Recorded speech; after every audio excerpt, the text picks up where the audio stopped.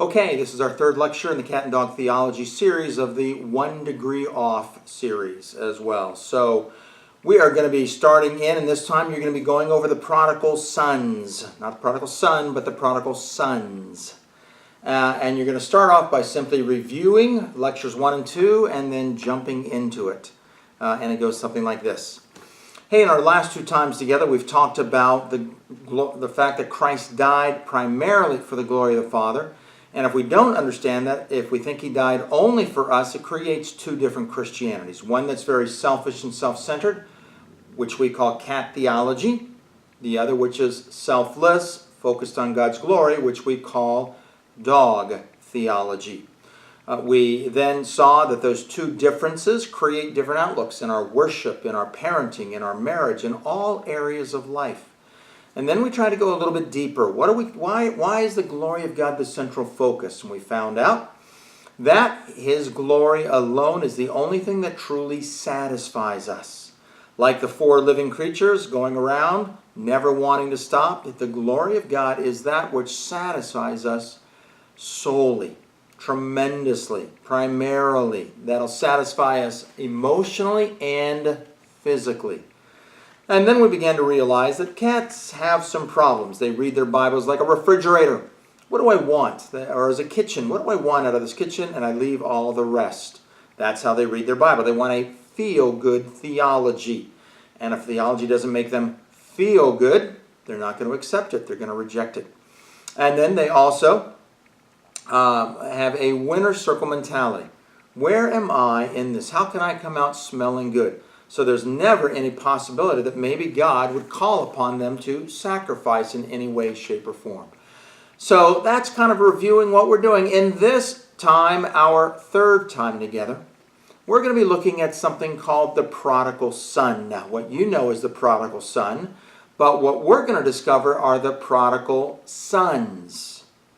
There were two of them that were prodigal. We only talk about the one, but there was a second one. And you're going to find out he did some very interesting things. Why are we doing this? Because I want you to see that there are some extreme differences even among cats. You get the one side of a cat over here, then the one side of the cat over there, and they're different. And so we're going to look at cats in two extremes through looking at the prodigal sons. So, if you have your Bibles, turn with me to Luke chapter 15, and let's begin to go verse by verse and see what is happening here with the prodigal son, the first one that we normally talk about. And you should have a little printout there, a one-page printout of notes for this lecture. It's very simple, just one page, but go on it there. And so what do we learn from the prodigal son? In verse 15, the younger son is asking for his inheritance. Now let's talk about that. In the Old Testament days, when someone asked for their inheritance, it meant a couple of things. Number one, the father was dead. So, what is the younger son communicating? Father, I want you dead. I wish you were dead. I don't want you in my life. But I do want what you can offer me. And so, as we've said before, cats want God's blessings more than they want God himself. They want the blessings of God, but they don't really want God himself. And so they're saying, I want my inheritance. Now, something else happened, that he was not only that he was displeased with the father, obviously he wants to be in control. He's not dead yet, but he's trying to take control of the situation. So here's a young man who's trying to take control of the situation, saying, Dad, I want you dead. Thirdly, He's privately going to his father and he's saying, again, I want you dead. So there's three things that we see in here. First off, in wanting his inheritance, the older son got 2/3 of the inheritance. The younger son got 1/3 of the inheritance. So what he's basically saying is, I want you to give me the third of my inheritance that would normally come to me. I know you're not dead, but I want it now. And so he's pulling his father along privately, and he's saying, I want this. So he's privately disrespecting his father. So you can see in your notes there from verse 15, there's three things that come along. Number one, he wants to be in control. Number two, he's displeased with his father. And number three, he privately disrespects his father. Now, in verses 11 and 12, we find out, and you can read those verses if you want. In verses 11 and 12, we find out that the father divides up his inheritance. Now, what does that mean? Well, it's something very significant. You see, back in those days, they didn't have banks, and their money wasn't bankrolled in the bank. And so the father had to literally go out and sell a third of his property because all of his money was in his land. So in order to give his younger son a third of the inheritance, he had to publicly sell his land. Why were you selling your land? Why are you doing this? Well, it had to get out. The younger son wants his inheritance early. Whoa, what was happening here? This is showing a tremendous amount of disrespect for his father publicly. He publicly humiliates his father. And so we've got this younger son. He wants to be in control. He's privately disrespecting his father. He's not happy with his father. And now he's publicly humiliating him. Let's go on down to verse 13. And read it if you want. The younger son squanders his wealth among wild living. And so what's happening here? Well, the son, his heart was on the worldly things. He wanted the things of the world. I want worldly things. I want to have sex, drugs, alcohol, the good life in the worldly way. And so his heart is set on worldly things. Also, of course, he's rebelling against his father. That's obviously there. And he's alienated from his father. He went a long way off. He was separated from his father. And so he's alienated from the relationship that he has with his father. Now, what's the last thing we find out? The guy is self-centered. We know that about cats, but just want to point it out. He's totally focused on himself. Now, you know the rest of the story. The son wakes up and realizes, man, I'm eating what pigs are eating. And if I went to my father's house back there and just said, I'm a sinner, use me as a servant, I'd be eating better. So he goes back to his father. The father sees him a long way off, picks up his cloak, runs toward him. A very improper thing for a father to do back in those days, but it showed how much he loves his son. He brings him back, put a ring in his finger, rope around his cloak. He's trying to confess his sin, but he says, no, you're back to being my son. So that's what we usually focus on, the father, and how he runs out, greets him, how he loves him unconditionally, and he accepts him. And that's all wonderful, and that's all good, but that's not what we're focusing on. We're going to now focus on the other son, the older son. And here's what you're going to do. We're going to break you down into small groups. And as you're in your small groups, you're going to ask yourself the question, how is the older son, what is the older son doing that makes him act just like the younger son? Let me repeat that. What does the older son do in the text that goes down those things that we talked about? Number 1, he wanted to be in control. 2, he was displeased with his father. Number 3, he privately disrespects his father.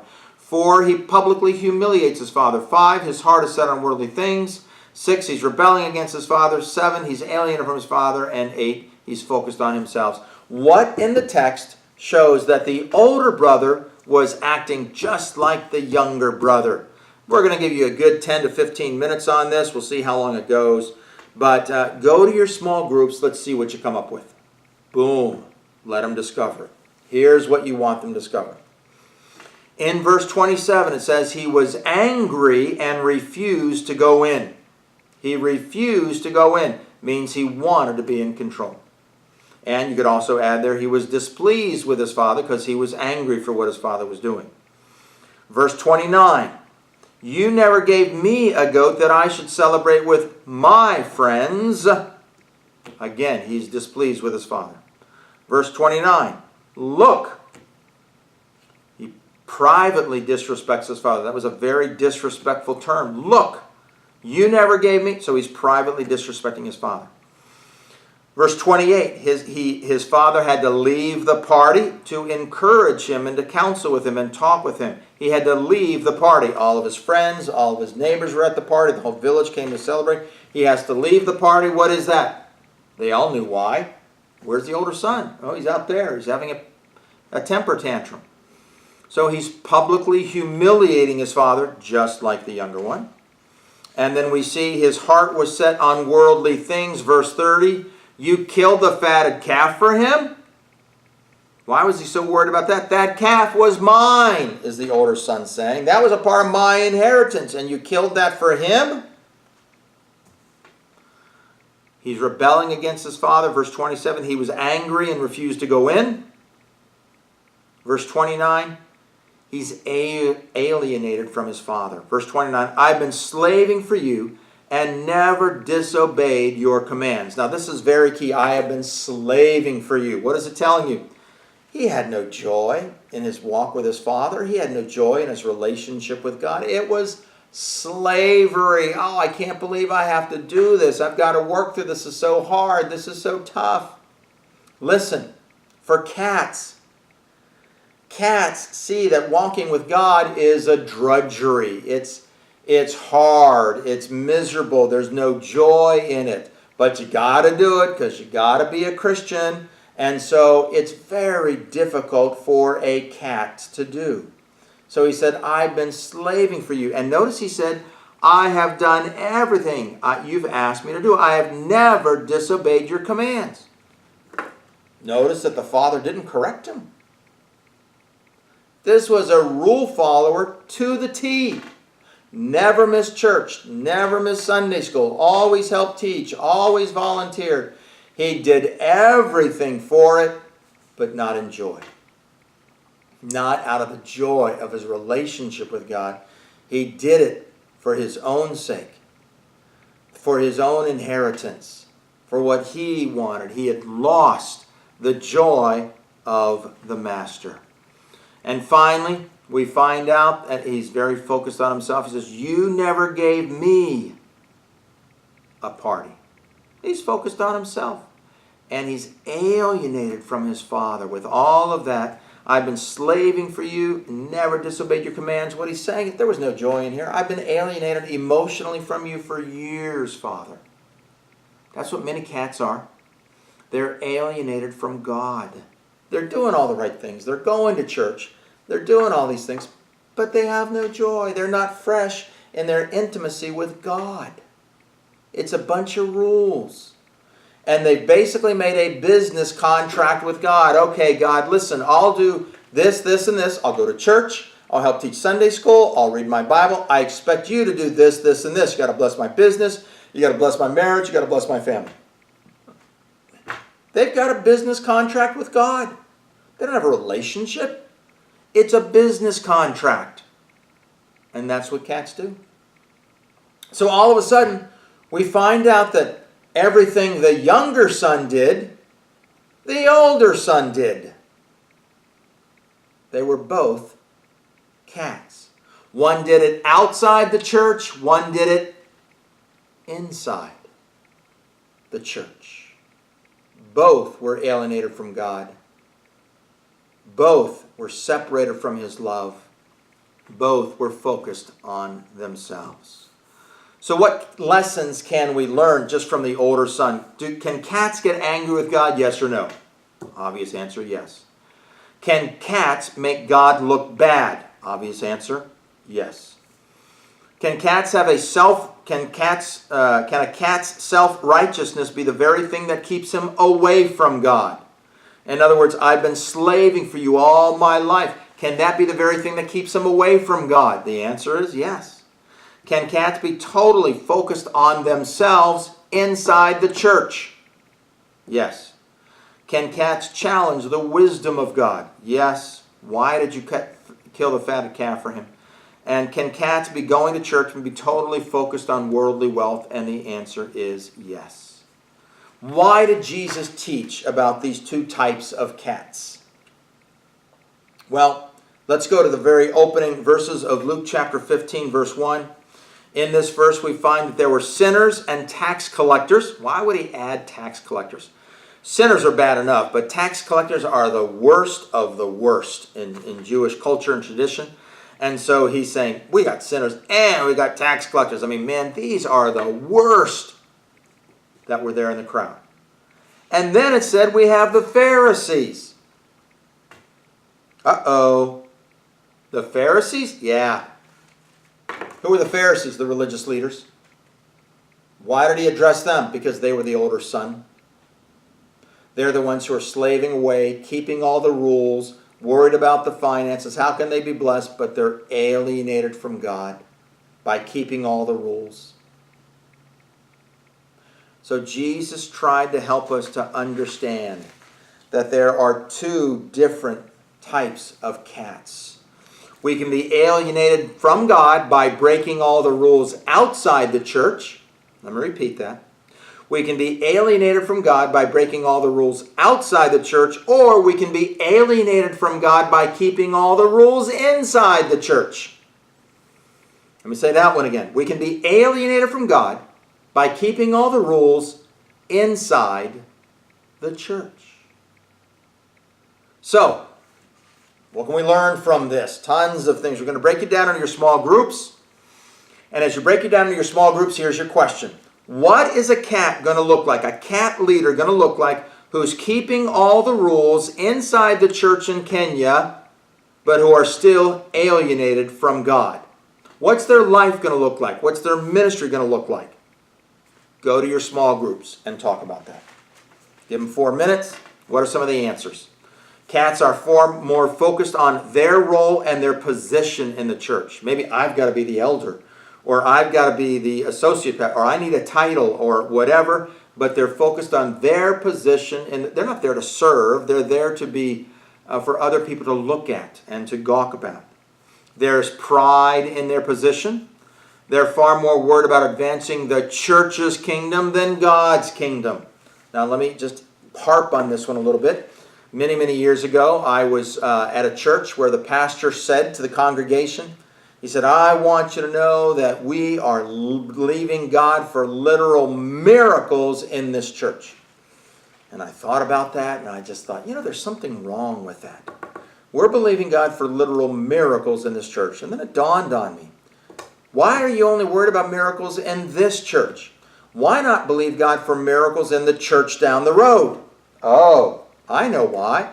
Because if there were miracles in the church down the road, people would start going to that church and not to this church. Oh, and if they go to that church and not to this church, the tithing will go down, we won't have enough money, and as a result, I won't have a steady paycheck, and we don't have enough things to do the ministry with. So let's believe God for miracles in this church. Many cat pastors are far more concerned about advancing their church's kingdom than the kingdom of God. And that's one big characteristic. That's part of the answer that you can have there. Okay, Roman number 4. They assume that people should take care of their needs since they're serving the church.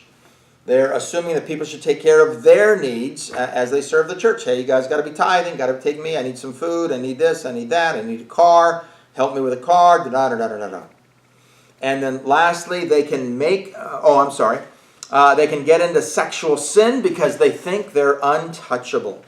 Oh, how many examples are there of pastors who have been caught in sexual sin who basically thought they were untouchable?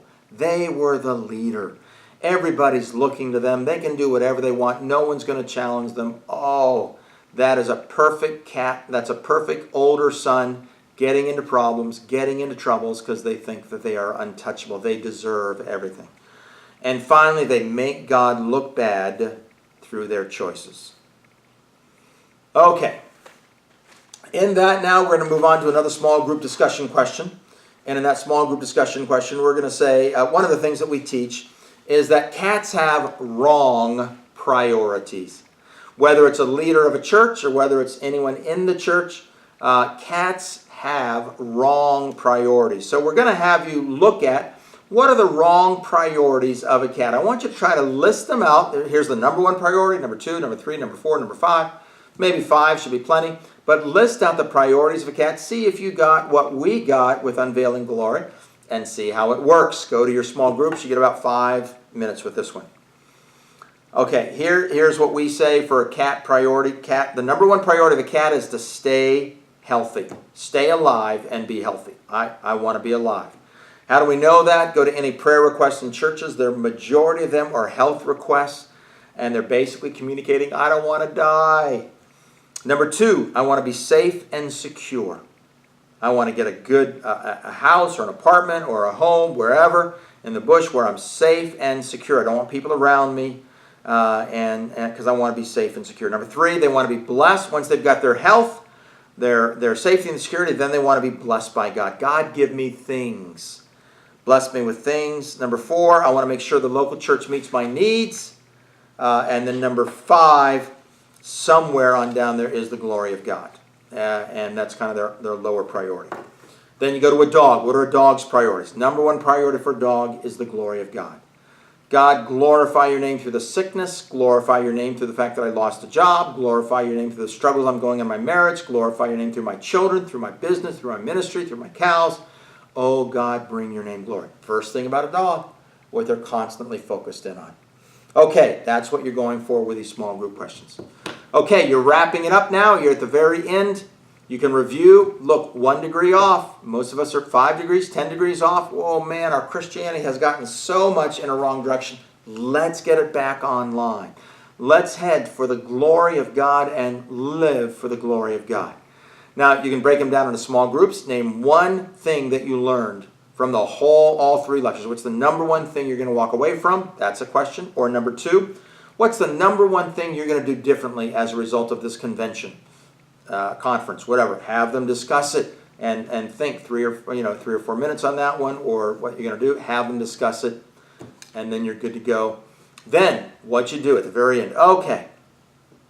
When this talk was first brought to Kenya many years ago, the speaker had a note that was written to him from a woman whose husband wrote him a note, and the husband said these words: "Honey, I've been born again.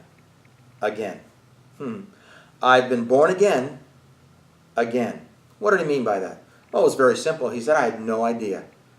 It was about the glory. I've been a Christian. I've been in church my whole life, but now I see it's all about God's glory. He was born again. Let me ask you a question. How many of you, in coming here to this one-day seminar, would basically say, you've been born again? If that's you, would you come forward? I just want you to publicly say, my whole life has been changed by this material. I want to start living for the glory of God. Come on down up front. I'm going to pray for you as a large group. Please don't be shy. Just work your way down through the aisles. Come on down, and let's see what God is doing. You could have some music at this point. People walk down. Maybe the singers come up, whatever. If not, you can just wait as people walk up. I've had churches where 80% of the people have come forward. Yeah, we're cats. I had no idea. And then pray for them. Whatever you feel led to pray, pray for them to live for the glory of God. And then boom, you're done. You've done a three-session seminar. It's probably going to take 4 or 5 hours to go through it all. Discussion questions can go on forever. You just have to learn to manage those, but they're wonderful. They get the people discussing and talking and learning. So that's it. That's the Cat and Dog Seminar. Love your fact that you're doing it, that you're studying this, listening to it. Encourage you to listen to every one of these talks 3 or 4 or 5 times. Get it down. You've got the notes. Go for it. Enjoy. Use it for the glory of God. Thanks.